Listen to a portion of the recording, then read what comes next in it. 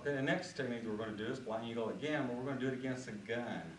And I'm also going to go over the flying eagle or kotegaeshi and even with a little greater detail to make sure that you understand it. A lot of people doesn't do kotegaeshi in this fashion, so I want to try to really make you understand this because it's very, very different from your traditional wrist out turns. You can see I've got him already there before he even thinks about wanting to go, and you get people with even loose wrists or mad or wet or bloody or sweaty or any of the above. Your modernized kotegaeshi just is not going to work.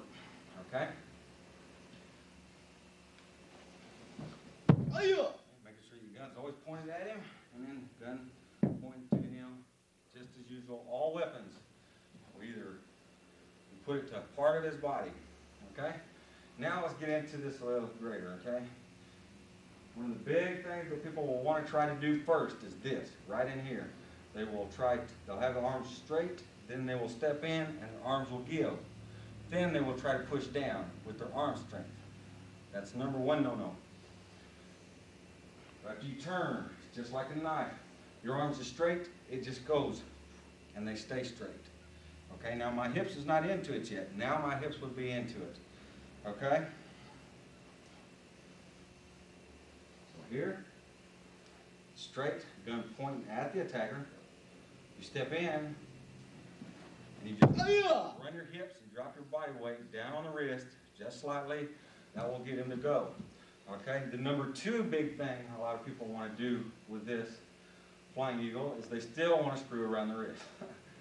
Okay? So they'll go like here, and then they'll get here, and then they'll just start cranking on it, and they've lost all the principles that is needed. One is the forearm needs to be parallel with the ground. The wrist is only there to keep him skeletally locked. That is it. You're not twisting on the wrist too much. Okay?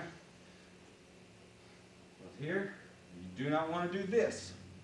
Because as you can see, I'm not getting him anywhere. I'm twisting the tar out of him, and he's not going anywhere. Using your body weight.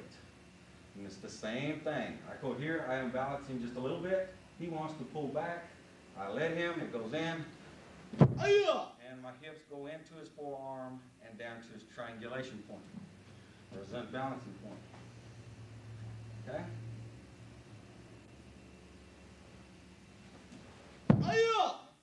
Just enough pressure to keep him skeletally locked.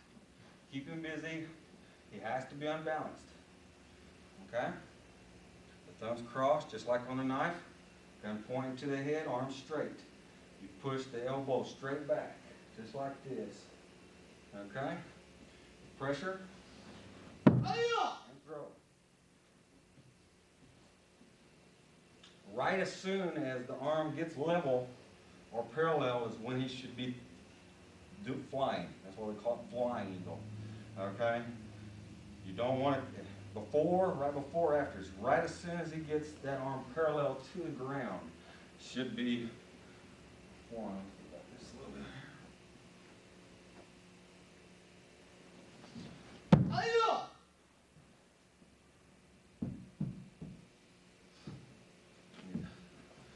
This way, straight in front of me there.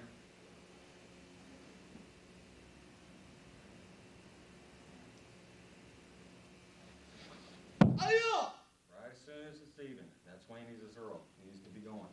Make sure you got the timing that you got to have with this is the elbow goes pushing the elbow straight back. All you're doing is keeping the flex out of the wrist there. Then it turns. And it turns. See how you got him? You got him in a bad way. And all you have to do is just go into it. You can do it with any part of your body, as you see there. Okay? So it's straight back. Straight back with the arm. It turns. This would be my hips. And down and into his triangulation point with your hip. Okay? Last time. It's a lot faster, it's a lot smoother, and one of the things that you've got to realize in a self-defense situation, you're not going to be able to do a lot of movements. You're not going to be able to go around like this here and do all these fancy throws because in self-defense self-defense situation, people just don't rob you out in the middle of nowhere with nothing around. They're either coming in your house, you have furniture, things of that nature, you're not going to be able to move. So you got to use the same principles, but shorten them up for combat.